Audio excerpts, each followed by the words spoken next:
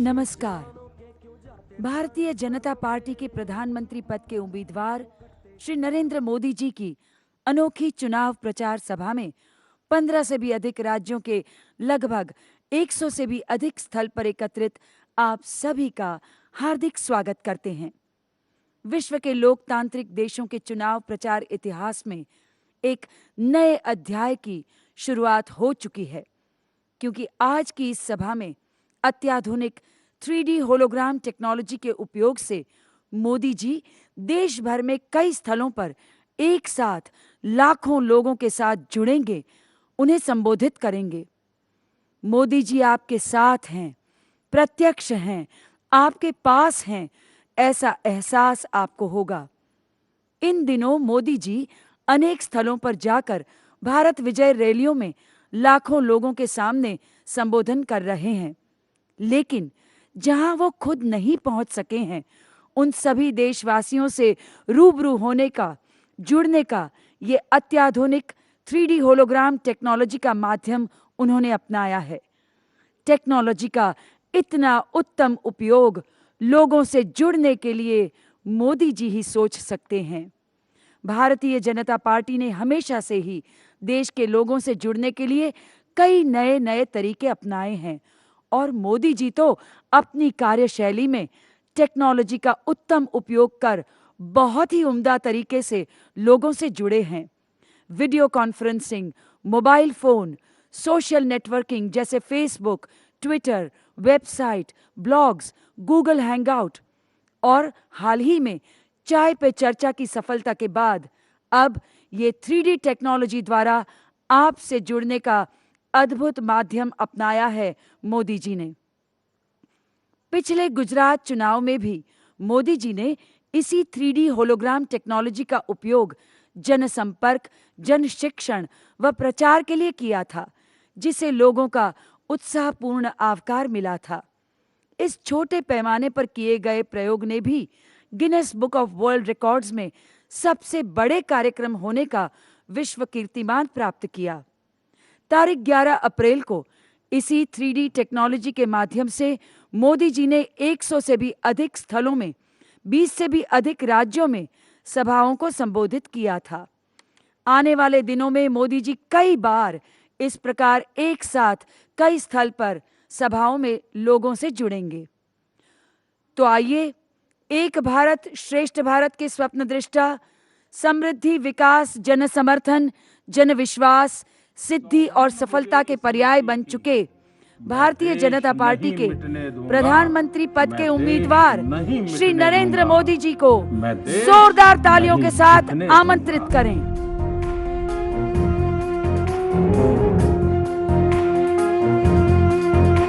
सौगंध मुझे इस मिट्टी की, मैं देश नहीं मिटने दूंगा, मैं देश नहीं मिटने दूंगा, मैं देश नहीं झुकने दूंगा।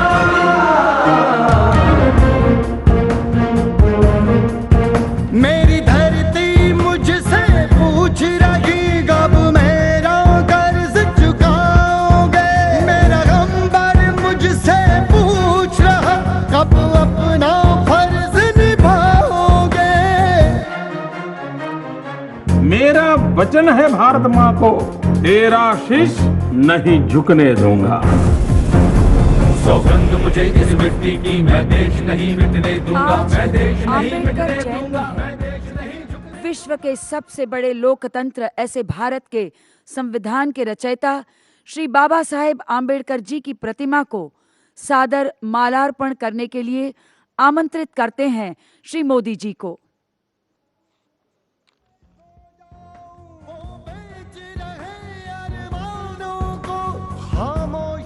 पंडित दीनदयाल जी द्वारा दिए गए मंत्र एकात्म मानवता को चरितार्थ करते हुए भारतीय जनता पार्टी गरीब, दलित और पीड़ितों की बेली है, जो वंचितों के विकास के लिए कार्य तत्पर है।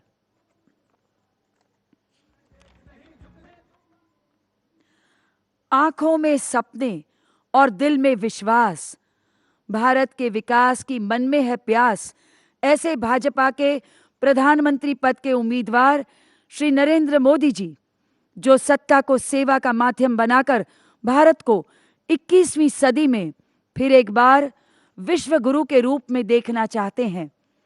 सुशासन द्वारा सबका साथ, सबका विकास जिनका संकल्प है, जो देश में पंक्ति में खड़े अंतिम व्यक्ति तक विकास पहुंचाना चाहते हैं, विकास को जन आंदोलन में परिवर्तित करने का विश्वास रखते हैं, जिनके लिए देश का युवा सिर्फ वोटर नहीं, पावर है।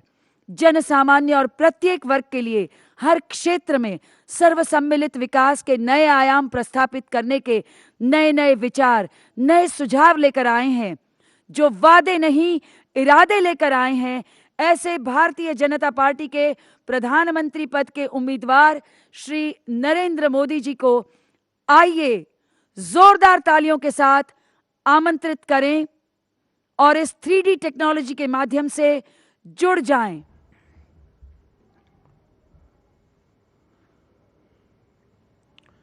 नमस्ते।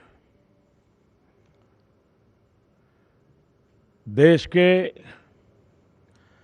15 राज्यों के 100 से अधिक स्थानों पर लाखों लोगों से मुझे आज टेक्नोलॉजी के माध्यम से बात करने का सौभाग्य मिला है। मुझे ज्यादा खुशी होती अगर मैं रूबरू में आप तक पहुंच पाता, लेकिन हमारा देश इतना विशाल है, मैं कितना ही चाहूं हर जगह पे रूबरू नहीं पहुंच सकता हूं। फिर भी मैंने कोशिश की है हिंदुस्तान के कोने कोने में पहुंचने की। अब आपके पास पहुंचने के लिए ये टेक्नोलॉजी भी मेरी मदद कर रही है। आज 14 अप्रैल है।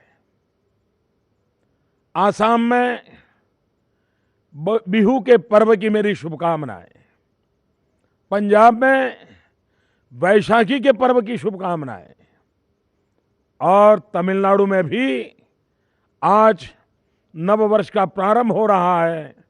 मैं देश के भिन्न भिन्न कोने में अनेक राज्यों में आज का दिवस एक विशेष पर्व का दिन होता है।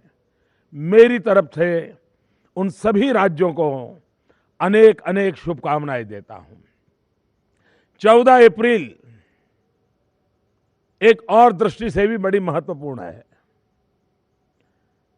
ये दलितों की दिवाली है। आज ही तो बाबा साहब आंबेडकर का जन्म हुआ था। यही महापुरुष हैं जिसने हमें संविधान दिया, जो संविधान के तहत पार्लियामेंट, एमपीज, सरकार, ये सभी उस संविधान की बदौलत है। एक प्रकार से ये चुनाव भी उसी का नजराना है। भाइयों बहनों, बाबा साहब आंबेडकर ने जीवन भर संगठित बनो, शिक्षित बनो, संघर्ष करो, ये मंत्र दिया है। मैं आज बाबा साहब आंबेडकर की जन्म जयंती पर उनको प्रणाम करता हूं, उनको श्रद्धांजलि देता हूं। लेकिन भाइयों बहनों, कभी कभी मुझे लगता है बाबा साहब आंबेडकर ने तो छुआछूत खिलाफ जंग छेड़ा था, लेकिन कांग्रेस पार्टी ने राजनीतिक छुआछूत के रंग को इतना अपने आप को रंग लिया है कि वे देश को भी राजनीतिक छुआछूत के रंग में डुबो रहे हैं। अगर कांग्रेस पार्टी के दिल में राजनीतिक छुआछूत की बदबू ना आती तो बाबा साहब आम्बेडकर को कितना सम्मान मिलता। आप में से बहुत लोग होंगे जिनको पता नहीं होगा, नेहरू गांधी परिवार के 3-3 लोगों को, एक ही परिवार के, भारत रत्न मिला। और इनके जीवन काल के तत्कालीन समय में, लेकिन बाबा साहब आम्बेडकर को कांग्रेस सरकार ने भारत रत्न नहीं दिया। उनकी मृत्यु के 40 साल के बाद जब भारतीय जनता पार्टी के समर्थन वाली सरकार बनी, तब जाकर के बाबा साहब आम्बेडकर को भारत रत्न मिला। कांग्रेस पार्टी के मन में बाबा साहब के प्रति इतना रोष था, इतना आक्रोश था, पता नहीं क्यों इतना जहर भरा था कि वे संसद भवन में भी बाबा साहब का तैल चित्र रखने के लिए तैयार नहीं हुए। यह भी जब दिल्ली में से कांग्रेस की सरकार गई, भाजपा के समर्थन वाली सरकार बनी, तब जाकर के पहली बार भारत की पार्लियामेंट में बाबा साहब आम्बेडकर का तैल चित्र रखा गया। आप मुझे बताइए मेरे भाइयों बहनों, दलितों का देवता, पीड़ितों का मसीहा, वंचितों के लिए जीवन भर संघर्ष करने वाला, हम सबका भगवान, उसके साथ इससे बुरा व्यवहार क्या हो सकता है? भाइयों बहनों, हद तो तब आ गई जब बाबा साहब आम्बेडकर ने भगवान बुद्ध के जीवन पर एक पुस्तक लिखी थी। उस पुस्तक को भारत सरकार खरीदे, और ज्यादा नहीं, 100 प्रत खरीदे, 100 प्रत। पंडित नेहरू की सरकार ने वो करने से मना कर दिया था। आखिरकार बाबा साहब आम्बेडकर को आक्रोश के साथ सरकार को चिट्ठी लिखनी पड़ी थी। ये जो असहिष्णुता की राजनीति, छुआछूत की राजनीति, अपने विरोधियों को रत्ती भर सहन नहीं करने की मानसिकता, ये विशेष करके ये गांधी परिवार का स्वभाव है और कांग्रेस का डीएनए बन गया है। और इसी का कारण है कि इतना बड़ा मजबूत लोकतांत्रिक व्यवस्था देने वाला भारत का संविधान श्रीमती इंदिरा गांधी के कालखंड में कटघरे में आ गया। 1975 से 1977 आपातकाल घोषित किया गया। जयप्रकाश नारायण, मोरारजी भाई देसाई, अटल बिहारी वाजपेयी, लालकृष्ण आडवाणी, जॉर्ज फर्नांडिस, कितने दिग्गज नेता, उनको जेल खाने में बंद कर दिया गया। ये कांग्रेस की अलोकतांत्रिक मानसिकता का जीता जागता उदाहरण है। भाइयों बहनों, मैं मानता हूं लोकतंत्र का मूलभूत स्वभाव होता है आलोचना को सहर्ष स्वीकार करना, विरोध का भी सम्मान करना। लेकिन कांग्रेस ने उस परंपरा को, उस कल्चर को, उस बातों को नष्ट कर दिया है। अपने विरोधियों को खत्म करना, यही कांग्रेस का कारनामा रहा है। और भाइयों बहनों, मैं अटल बिहारी वाजपेयी जी को आज विशेष रूप से स्मरण करता हूं। एनडीए के शासन में दलित, पीड़ित, शोषित समाज के उपेक्षित वर्गों के लिए जो योजनाएं बनी, वो योजनाएं आज भी गरीबों के जीवन को कल्याण करने वाली है। सर्व शिक्षा अभियान गरीब, दलित, पिछड़े लोगों की शिक्षा के लिए था। अंत्योदय अन्न योजना समाज के आखिरी छोर पर बैठा हुआ व्यक्ति, जिसके लिए बाबा साहब आम्बेडकर भगवान है, उनकी थाली में रोटी आने का प्रबंध किया था। दलित समाज के जो बच्चे अच्छी तरह शिक्षा कर सकते हैं, उनको स्कॉलरशिप की एक बहुत बड़ी राष्ट्रव्यापी योजना अटल बिहारी वाजपेयी ने लाई थी। भाइयों बहनों, हमारे देश का आदिवासी समाज, भगवान राम के जमाने से हम जानते हैं आदिवासियों की भूमिका कितनी उत्तम रही है। 1857 के संग्राम में हम देखते हैं कि बिरसा मुंडा जैसे कितने महापुरुष आदिवासी समाज के हमारे सपूत देश के लिए जान की बाजी लगा दी थी। गुजरात, राजस्थान, मध्य प्रदेश की सीमा पर गोविंद गुरु अंग्रेजों के दांत खट्टे करने की बहुत बड़ी ताकत रखते थे। उन आदिवासियों की याद 50 साल तक कांग्रेस को नहीं आई। बाबा साहब आंबेडकर का सपना अटल बिहारी वाजपेयी की सरकार ने पूरा किया और पहली बार देश में अलग आदिवासियों का मंत्रालय बना, अलग मंत्री बना, अलग बजट बना और उसकी पूरी मॉनिटरिंग की व्यवस्था हुई। भाइयों बहनों, हम भारतीय जनता पार्टी के लोग इस बात को लेकर के चलते हैं कि 125 करोड़ का देश, विविधता में एकता वाला देश, भाषा अनेक भाव एक वाला देश, इस देश में समता भी चाहिए, समरसता भी चाहिए। सिर्फ समता से काम नहीं चलेगा।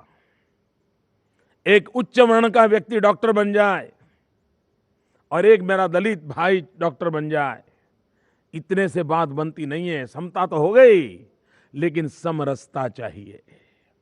और इसलिए मैं हमेशा कहता हूं, समता प्लस ममता इज इक्वल टू समरसता। समभाव प्लस मम भाव इज इक्वल टू समरसता।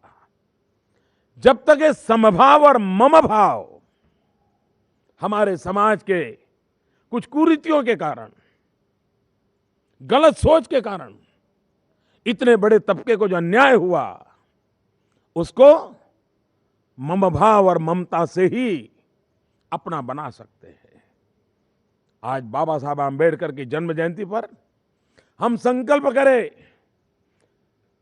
कि हमारे देश में ये सामाजिक दूरियां है, बुराइयां है, उसके खिलाफ हम विजय प्राप्त करेंगे और देश एक सशक्त राष्ट्र बन करके एक मन, एक मिशन, देश आगे बढ़ेगा। भाइयों बहनों, मैं हैरान हूं, कांग्रेस पार्टी के शहजादे, उनको अपने परिवार से कोई बाहर का इतिहास पता ही नहीं है। उनके लिए उनका परिवार वही उनका इतिहास है, वही उनकी भूगोल है, वही उनके सपने हैं। और इसीलिए दिन रात शहजादे जी बाबा साहब आंबेडकर का अपमान करते हैं। बाबा साहब ने हमको संविधान दिया, सारे अधिकार दिए, सारे हक दिए, लेकिन शहजादे जी कहते हैं नहीं, हमने दिए। शिक्षा का अधिकार हमने दिया, खाने का अधिकार हमने दिया, जानने का अधिकार हमने दिया। भारत के संविधान में सारे हक है, बाबा साहब आंबेडकर ने हमें दिए हुए हैं। लेकिन ये कांग्रेस की सरकार है जो संविधान की इन भावनाओं को भी दबोच करके बैठी है, उसी का ये परिणाम है। और मैं तो ये पूछना चाहता हूं, जरा बताइए शहजादे जी, भारत के संविधान ने, डॉक्टर बाबा साहब आंबेडकर ने हमें वाणी स्वतंत्रता का अधिकार दिया है कि नहीं दिया है? बोलने का अधिकार दिया है कि नहीं दिया है? अपनी भावनाओं की अभिव्यक्ति का अधिकार दिया है कि नहीं दिया है? सच बोलने के लिए ताकत दी है कि नहीं दी है? जरा बताइए तो मैडम सोनिया जी, शहजादे जी, अगर वाणी स्वतंत्रता अधिकार होने के बावजूद भी भारत के प्रधानमंत्री चुप क्यों है? वो क्यों नहीं बोल पा रहे हैं? उनके चेहरे मुंह पे क्यों ताला लगा है? और ये ताला किसने लगाया है? और इसलिए मैं कहता हूं कि इनको भारत के संविधान के प्रति, बाबा साहब आंबेडकर के प्रति, देश के भविष्य के प्रति कोई भी लेना देना नहीं है। इतना ही नहीं, शहजादे जी, आप जिस परिवार से आते हैं, आपकी पार्टी ने आपको भावी प्रधानमंत्री के रूप में प्रस्तुत किया है। अधिकृत रूप से भले न किया हो, तब आपके एक एक शब्द में जिम्मेदारी का एहसास होना यह देश की अपेक्षा रहती है। आपकी सरकार है, क्या आप आपकी सरकार में भरोसा करते हैं? मैं शहजादे जी आपको सीधा सीधा पूछता हूं, आपकी सरकार जो आंकड़े देती है उसमें आपका भरोसा है? आपकी माता जी राजीव गांधी फाउंडेशन की अध्यक्षा हैं, वो राजीव गांधी फाउंडेशन जो रिपोर्ट देता है उसमें आपका भरोसा है? अगर आपका भरोसा है तो जरा वो सारी चीजें रिफर कर लीजिए। दिल्ली में बैठी हुई आपकी सरकार, श्रीमान शहजादे जी, आपकी सरकार, उसने ये कहा है कि हिंदुस्तान में कम से कम बेरोजगारी कहीं है, उस राज्य का नाम गुजरात है।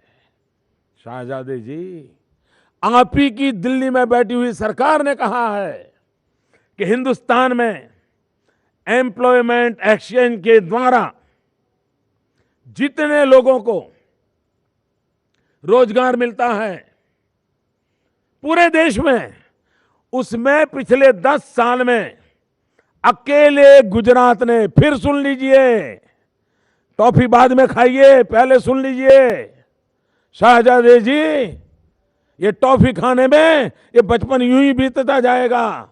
आपको मालूम होना चाहिए कि जब आपकी दिल्ली की सरकार कह रही है कि 10 साल में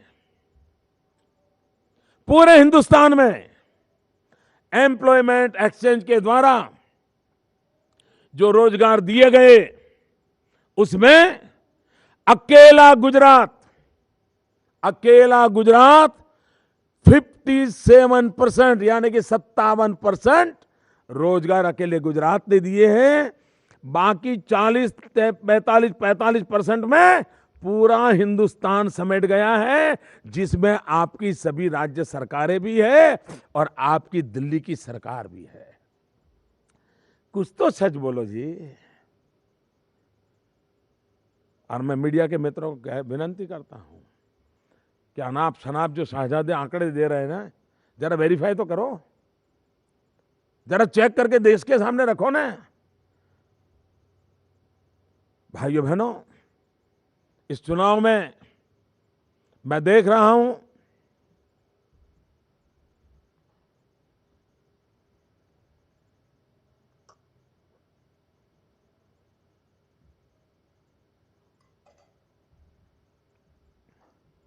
भाइयों बहनों, इस चुनाव में मैं देख रहा हूं कांग्रेस मन से चुनाव हार चुकी है। ऐसे निराशा की गर्त में डूबी हुई है कि उसने अपना मानसिक संतुलन खो दिया है। आप मुझे बताइए, गंगा यमुना की ये धरती, राम कृष्ण की ये धरती, मेरे सामने मैं देख रहा हूं हरिद्वार, दूर दूर तक मुझे भीड़ नजर आ रही है। जरा हरिद्वार वाले मेरे साथ बोलिए हर हर गंगे, दोनों हाथ ऊपर करके बोलिए हर हर गंगे।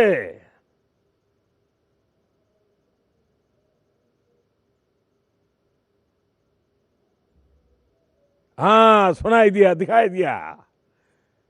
हरिद्वार वाले हाथ ऊपर करके हर हर गंगे का बुलंद आवाज कर रहे हैं। भाइयों बहनों, ये देश गंगा यमुना राम और कृष्ण का, महात्मा गांधी जैसे महापुरुष, मैं हैरान हूं। कांग्रेस पार्टी की अध्यक्षा अब हमें संस्कृति के पाठ पढ़ा रही है।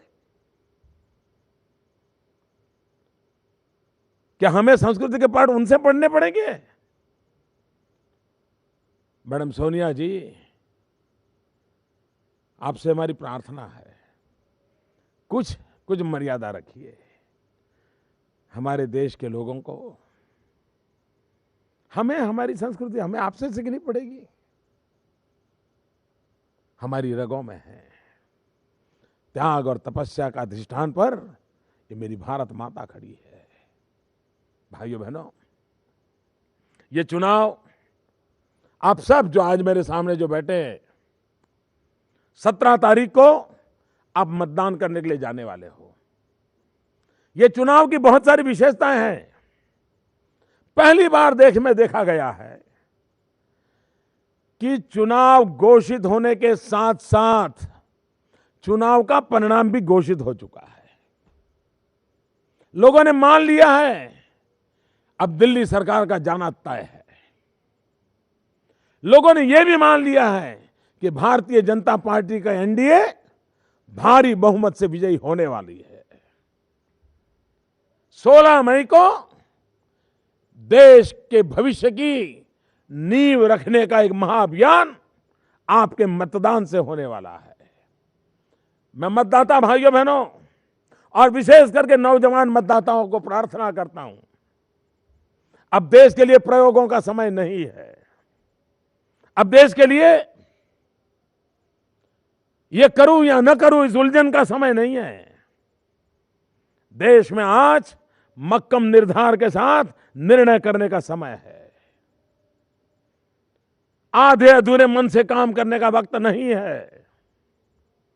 जब ये सरकार जा ही रही है, कांग्रेस डूब रही है, तो क्या हमारा कर्तव्य नहीं बनता कि अब हम दिल्ली में बहुत ही मजबूत सरकार बनाएं। पिछले 25 साल में देश को न मिली हो ऐसी मजबूत सरकार देना नौजवानों आपका कर्तव्य है, हमारी जिम्मेवारी है। क्योंकि सबसे बड़ा मुद्दा भविष्य का आपके साथ जुड़ा हुआ है। मेरे नौजवान मित्रों, सोचो अगर ये 5 साल ढीले ढाले गए, हल्के फुल्के गए, मक्कम निर्णय की ताकत के बिना की सरकार बन गई, तो सबसे ज्यादा नुकसान किसको होने वाला है? मेरे नौजवान मित्रों, सबसे ज्यादा नुकसान उन नौजवानों को होने वाला है जो 25 से 35 के बीच में हैं, जिनका भाग्य का ये उत्तम काल है। मेरे नौजवान साथियों, आपके जीवन का ये उत्तम काल है। ये चुनाव आपके जीवन का उत्तम अवसर है। आप ऐसा काम कीजिए, पूरे देश में माहौल बनाइए और आप ही नेतृत्व कीजिए देश में मजबूत सरकार बनाने का, क्योंकि मजबूत सरकार ही आपका भाग्य बदलेगी। अगर ये मौका खो दिया तो 5 साल आपके कैसे जाएंगे? पिछले 10 साल में देश के नौजवानों का क्या हुआ? तबाही हो गई भाइयों। अगर उन नौजवानों को हमने ताकत दी होती, क्या होता? ये आज शाहजादे जिस दुनिया को बातें बताते हैं। मैं आपको एक रहस्य बताऊं, माफ करना मेरा गला जरा ज्यादा ही खराब है, तो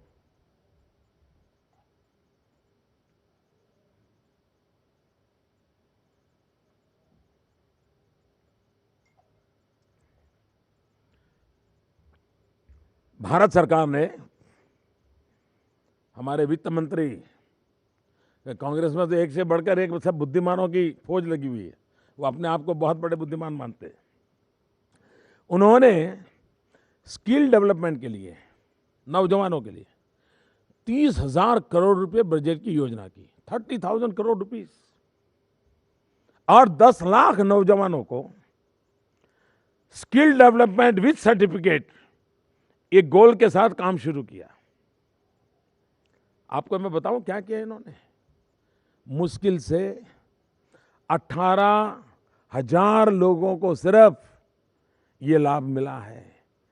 कहां 30,000 करोड़ रुपए, कहां 10 लाख लोग और कहां 18,000 लोग। बताइए मुझे भाइयों, ये किसकी जिंदगी में रुकावट पैदा हुई? ये किसकी जिंदगी की तबाही हुई? ये काम कौन करेगा? और इसलिए मैं आपको कहता हूं भाइयों, सारा रिस्क, सारा संकट, अगर सरकार मजबूत न बनी तो नौजवान के कंधों पे आने वाला है। मैं मेरे साथियों, मैं देश की जवानी को काम देना चाहता हूं, मैं देश की जवानी को अवसर देना चाहता हूं, मैं देश के जवानों का भाग्य बदलना चाहता हूं। और इसलिए मैं आपसे आग्रह करता हूं, अब दिल्ली में मजबूत सरकार होना जरूरी है। आप ये बात पहुंचाइए। 17 तारीख को मतदान है। उस मतदान के दिन आप अपनी ताकत का परिचय दो नौजवानों। भाइयों बहनों, तड़जोड़ की राजनीति बहुत हो चुकी है। सबको लेकर के चलने की राजनीति की आवश्यकता जरूर है। जो देश के पॉलिटिकल पंडित हैं ना, वो अभी भी अरिथमेटिक का हिसाब लगा रहे हैं। उनको लगता है कि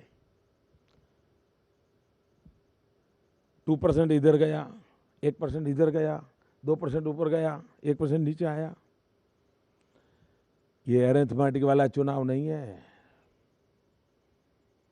वो पुराने जमाने में होता था कि पहले 4 थे तो 6 होंगे कि 2 होंगे। ये चुनाव केमिस्ट्री का है। अरिथमेटिक के चुनाव में 1 + 1 2 होता है, लेकिन केमिस्ट्री के चुनाव में 1 के बगल में 1 आ जाए तो 11 हो जाता है। आज 125 करोड़ देशवासियों का मन का केमिस्ट्री, यही तो हिंदुस्तान का भविष्य तय करने वाला है। कांग्रेस इस देश को कुछ नहीं दे सकती। भाइयों बहनों, मुझे बताइए, ये कांग्रेस के जितने नेता देश में भ्रमण कर रहे हैं, उनका काम है अपने काम का हिसाब देना चाहिए। वो नहीं दे रहे हैं, औरों पे आरोप लगाते फिर रहे हैं। वो भ्रष्टाचार के ऊपर बोलने को तैयार नहीं, महंगाई के ऊपर बोलने को तैयार नहीं, बेरोजगारी पर बोलने को लिए तैयार नहीं। उन्होंने खुद ने मैनिफेस्टो में जो वादे किए थे उसको पूरा नहीं किया, उसके लिए बोलने के लिए तैयार नहीं। यानी वे अपने आप को अकाउंटेबल मानते ही नहीं है, जवाबदेह मानते नहीं है। क्या जनता को उन्होंने जवाब देना चाहिए कि नहीं देना चाहिए? भाइयों बहनों, लोकतंत्र की ये पहली शर्त होती है कि कोई भी सरकार, कोई भी नेता, कोई भी दल, प्रधानमंत्री पद के ऊपर बैठा हुआ भी इंसान क्यों ना हो, कोई जनता से ऊपर नहीं होता है। हमारा सबका अगर कोई हाईकमांड है, हमारा सबका अगर कोई मालिक है, तो देश के 125 करोड़ मेरे भाई बहन हैं। और इसलिए भाइयों बहनों, हमने इस बात को गंभीरता से लेने की आवश्यकता है। इन दिनों एक बहुत बड़ी चर्चा, और मैं भी उस चर्चा के संबंध में आप ही की तरह चिंतित हूं। क्या राजनीति का अपराधीकरण होने देना चाहिए? क्या अपराधी प्रवृत्ति राजनीति में बढ़नी चाहिए? एक जमाना था, कांग्रेस ने सत्ता हथियाने के लिए, कुछ दलों ने सत्ता हथियाने के लिए अपराधियों का उपयोग करना शुरू किया। बाद में धीरे धीरे अपराधियों ने भिन्न भिन्न राजनीतिक दलों में खुद के ही पैर जमाना शुरू कर दिया। फिर अपराधियों को भी लगा कि हम औरों को मदद करके जिताएं, उसके बजाय हम ही क्यों न जीत जाए। भाइयों बहनों, देश का दुर्भाग्य हुआ कि जन सेवा में से जो नेतृत्व पैदा होता था, ये कांग्रेस कल्चर के कारण, ये विकृत राजनीतिक प्रकृति के कारण बंदूक की नली में से नेतृत्व पैदा होने लग गए। मैं आज देशवासियों को मेरे मन की बात बताना चाहता हूं। आज भले ही राजनीतिक दलों की शायद मजबूरी बनी हो, लेकिन इसका उपाय हो सकता है। भारत की राजनीति को अपराधियों से मुक्त किया जा सकता है, और मैंने मन में ठान के रखी है जी। मौका दीजिए बस। हमने तय किया है, एक बार जितने लोग विधानसभा में चुन करके आए हैं, जितने लोग पार्लियामेंट में चुन करके आए हैं, उनके जितने भी पेंडिंग केसेस होंगे, जितने भी आपराधिक मामले होंगे, उन सारे के सारे मामलों के लिए अलग कोर्ट की रचना की जाएगी। सुप्रीम कोर्ट की निगरानी में सारा काम चलाया जाएगा और 1 साल के भीतर भीतर दूध का दूध, पानी का पानी हो जाए। जो अपराधी हैं लेकिन राजनीति में आगे बढ़ चुके हैं वो जेल जाएं। जो अपराधी नहीं है लेकिन झूठे मुकदमे लगाए गए हैं उनको मुक्ति मिल जाए। एक शुद्धि की शुरुआत हो जाए। फिर जितने चुनाव लड़े हैं एमएलए और एमपी का, और उन पर कोई मुकदमे हो, उनके केस चलाए जाए और बाद में पंचायतों में, कॉरपोरेशन में जाया जाए। 5 साल के भीतर भीतर भाइयों बहनों, मैं ये काम करके जाना चाहता हूं। आप मुझे आशीर्वाद दें। हिंदुस्तान की राजनीति में अपराध मुक्ति का अभियान ये सिर्फ भाषण करने से होने वाली बात मैं नहीं मानता हूं, उपदेश देने से होने वाली बात बता रहा नहीं हूं। मैं मक्कम निर्धार के साथ, टाइम बाउंड कार्यक्रम के साथ अपराध मुक्त राजनीति, और मुझे उसमें सज्जन लोगों की मदद चाहिए, प्रामाणिक पवित्र लोगों की मदद चाहिए। और वो उसमें कोई भी दल होगा, मेरे ही पार्टी का कोई क्यों न हो, कोई डिस्क्रिमिनेशन नहीं होगा, अपना पराया का खेल नहीं होगा।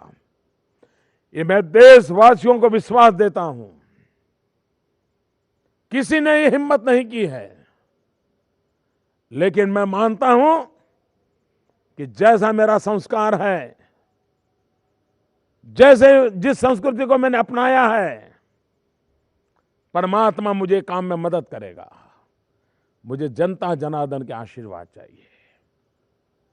आइए हम संकल्प करें, नौजवानों को रोजगार मिले, नौजवानों को जीने का अवसर मिले, नौजवानों के 5 साल 10 साल बर्बाद नहीं होने चाहिए।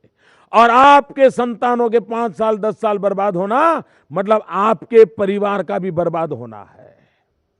बूढ़े माँ बाप का क्या होगा, विधवा माँ ने जिस बच्चे को पढ़ाया उसका क्या होगा। और इसलिए मैं जो नौजवान की बात करता हूं वो उसका सिर्फ भला होने वाला नहीं है, उसके पूरे परिवार का भला होने वाला है, उसके माँ बाप का भले होने वाला है। और इस काम को मैं करना चाहता हूं। आज भारतीय जनता पार्टी, एनडीए, मैं हैरान हूं, हमारे पॉलिटिकल पंडित लिखते नहीं हैं, लेकिन एक बात है, ये पहला चुनाव ऐसा है कि प्री पोल अलायंस, मतदान में, चुनाव में जाने से पहले गठबंधन आज एनडीए की 25 पार्टियों के गठबंधन के साथ प्री पोल अलायंस आज तक के हिंदुस्तान का सबसे बड़ा अलायंस हुआ है। हम चुनाव के मैदान में है, जनता हमारे साथ जुड़ रही है। भाइयों बहनों, कांग्रेस के पास मुद्दे नहीं है। आपने कभी सोचा है, सत्ता दल, शासन में बैठे हुए लोग अपनी सत्ता बचाने के लिए कोशिश करें, ये तो मैं समझ सकता हूं। विरोधी दल इकट्ठे होकर के सत्ता वालों को हटाने की कोशिश करे, ये भी समझ सकता हूं। लेकिन पहली बार उल्टा हुआ है। सत्ता में बैठे हुए कांग्रेस के सारे लोग सारी पार्टियों को इकट्ठा कर रहे हैं। A party, B party, team party, ये कांग्रेस, बी कांग्रेस बना रहे हैं। नए नए फालतू लोग खड़े कर रहे हैं। और मुद्दा क्या? कुछ भी हो जाए, मोदी नहीं आना चाहिए। बताइए, वो अपने आप को बचाने के लिए चुनाव नहीं लड़ रहे हैं, मोदी घुस न जाए, क्योंकि उनको डर है, पता नहीं मोदी आएगा तो उनका होगा क्या। 16 मई को उनकी जगह कहां होगी, इससे वो कांप रहे हैं, भयभीत हो रहे हैं। भाइयों बहनों, मैं आपसे आज प्रार्थना करने आया हूं। मैं देश में 15 राज्यों के 100 से अधिक स्थानों पर एक साथ आपके साथ बात कर रहा हूं। मेरे सामने मैं आप सबको देख रहा हूं। लाखों लोगों के साथ बात करने का ये विश्व रिकॉर्ड आज हो रहा है और इस विश्व रिकॉर्ड में आप भी हिस्सेदार है, इसलिए आपको भी बधाई देता हूं। भाइयों बहनों, आप मुझे बताइए, एक ही मुद्दा, मोदी रोको, मोदी रोको, मोदी रोको। भाइयों बहनों, ये चुनाव नकारात्मकता का चुनाव नहीं है, ये चुनाव सकारात्मकता का चुनाव है। ये चुनाव देश में आशा लेकर के आया है।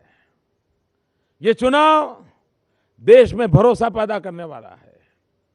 ये चुनाव नई पीढ़ी में विश्वास पैदा करने वाला चुनाव है। और मैं साफ देखता हूं भाइयों, ये चुनाव 21वीं सदी में हिंदुस्तान कैसा होगा, हमारा भारत भव्य हो, हमारा भारत दिव्य हो, हमारा भारत सामर्थ्यवान हो, हमारे 125 करोड़ देशवासी शक्ति संपन्न बने, सामर्थ्य संपन्न बने, हमारे खेत खलिहान हरे भरे हो, हमारा गरीब हो, मजदूर हो, सम्मान के साथ जीता हो, हमारी मां बहनों की बेइज्जती अब बंद हो, हमारी मां बहनें, हमारी बेटियां सम्मान और इज्जत के साथ जिए। ऐसी 21वीं सदी की नींव 17 तारीख को आपके एक वोट से पक्की होने वाली है। और इसलिए मेरे भाइयों बहनों, 17 तारीख को आपके दिमाग में कमल होगा, आपकी जुबान पे कमल होगा, आपके दिल में कमल होगा, लेकिन 17 तारीख को पोलिंग बूथ पर जा करके ईवीएम मशीन के सामने खड़े रह करके ये दिमाग वाला कमल, दिल वाला कमल, जुबान वाला कमल उंगली पे उतारना पड़ता है और ईवीएम मशीन को दबाना पड़ता है। आप ईवीएम मशीन को, कमल के निशान को बटन दबाइए, भारतीय जनता पार्टी को विजय बनाइए, भीमराव अंबेडकर का स्मरण करिए।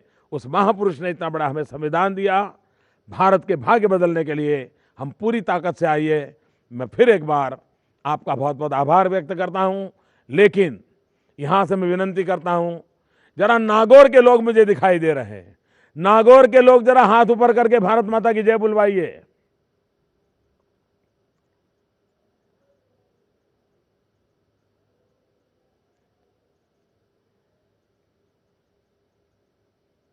नागौर के लोग,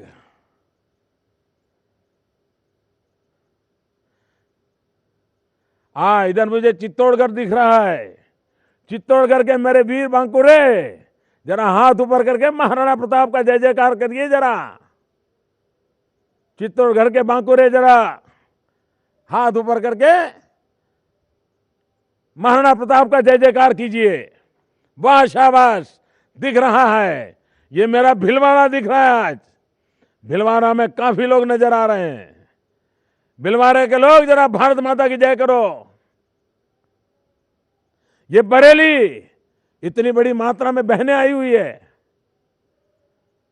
जरा भारत माता का जय जयकार करिए बरेली वाले। ये उधर सीतापुर, वहां तो अंधेरा शुरू हो गया ऐसा लगता है। सीतापुर के लोग शाबाश, धार के लोग, वाह, धार के लोग नजर आने लगे, शाबाश। देखिए पूरा देश, कैसा मेरा बड़ा सौभाग्य है, पूरे देश को मेरे सामने देख रहा हूं और क्या उत्साह देख रहा हूं मैं, क्या तालियों की गड़गड़ाहट सुनाई दे रही है, क्या उमंग दिखाई दे रहा है। भाइयों बहनों, मतदान का विश्व विक्रम कर दीजिए इस बार। भारतीय जनता पार्टी को 300 से ज्यादा सीट दीजिए, मजबूत सरकार बनाइए। मजबूत कदम उठाने का भाजपा आपको वादा करती है, मजबूत देश बनाने का वादा करती है। आप मजबूत सरकार बनाइए। फिर एक बार मेरे साथ, आप सब एक साथ दोनों मुट्ठी बंद करके मेरे साथ नारा बोलेंगे, भारत माता की।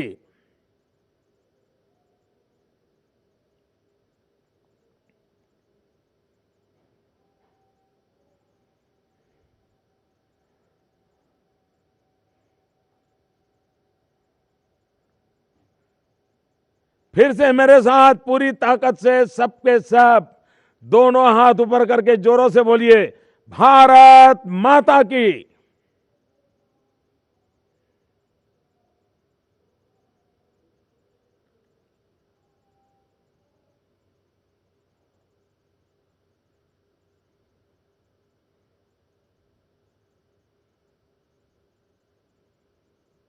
बहुत बहुत धन्यवाद, बहुत बहुत धन्यवाद आपका। 125 करोड़ भारतीयों की आशा, अपेक्षा, विश्वास और सकारात्मकता के जो प्रतीक बन चुके हैं, ऐसे भारतीय जनता पार्टी के प्रधानमंत्री पद के उम्मीदवार श्री नरेंद्र मोदी जी आपसे आज 3D होलोग्राम तकनीक से बड़े सहज रूप से सीधे दिल से जुड़े। आप सब इतनी बड़ी संख्या में पधारे, आपके उत्साहपूर्ण आवकार के लिए बहुत बहुत धन्यवाद। नमस्कार। सौगंध मुझे इस मिट्टी की, मैं देश नहीं मिटने दूंगा, मैं देश नहीं मिटने दूंगा, मैं देश नहीं झुकने दूंगा।